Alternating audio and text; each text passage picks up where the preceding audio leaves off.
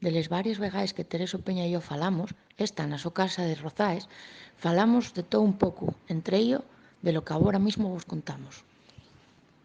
Y quería contar, mi madre era de aquí de Piñera y mi padre era de San Pedro y mi madre tenía 2 hermanos, mi padre y 7 hermanos, todos hombres, todos vivieron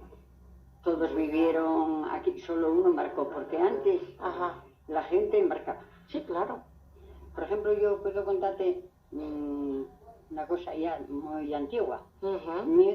Antes la escuela había aquí para allá, que después llamaban en la bodega y ahora hay una casa. Vale. Y ahí fue la escuela. Ajá. Pero sin embargo mi abuela cuenta ahí que donde la capilla que hay aquí para arriba en San Pedrí, que quedaba ahí a la mano, que allí que ponían escuela.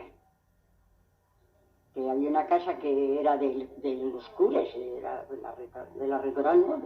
Era la casa, no sé cómo te voy a llamar, era de la capilla esa de San Pedro. Y arriba tenía vivienda y abajo tenía un local y allí ella fue a la escuela allí.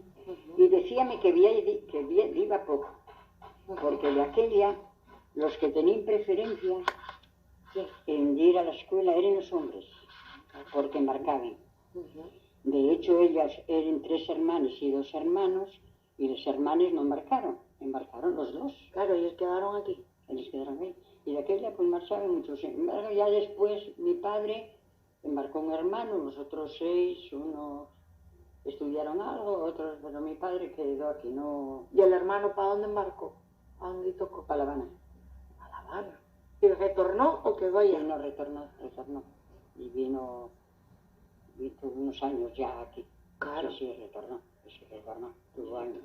Ahora sí, los hermanos de mi abuela, no, nunca volvieron. Quedaron por allá, ¿eh? Nunca.